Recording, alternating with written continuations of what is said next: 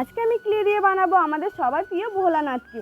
তো চলো দেখি আমি বাবা ভোলানাথকে ক্লে দিয়ে কতটা সুন্দরভাবে বানাতে পারি। বাবাকে বানানোর জন্য আমার যে ক্লেগুলো লাগবে আমি প্রথমেই ওগুলোকে খুলে নিচ্ছিলাম। এবার চলো বানানো আরম্ভ করা যাক। আমি বাবার ভক্ত, আমার মতো কারা কারা বাবার ভক্ত কমেন্টে অবশ্যই বলে যেও। ক্লে দিয়ে বাবাকে বানানো কিন্তু খুবই সহজ।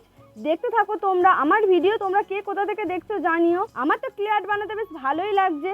এরপর ক্লে দিয়ে কি বানাবো কমেন্টে অবশ্যই বলো। আর আমার ভিডিও তোমাদের কেমন লাগছে সেটাও বলো। আমি কিন্তু ক্লে দিয়ে বাবার মূর্তিটা ইউটিউব দেখেই করছি, জানি না কতটা কি সুন্দরভাবে বানাতে পারবো। বাবার আশীর্বাদ থাকলে অবশ্যই ভালো হবে। আমার তো বাবাকে বানানো প্রায় রেডি, শুধু সাপটা বানালেই হয়ে যাবে।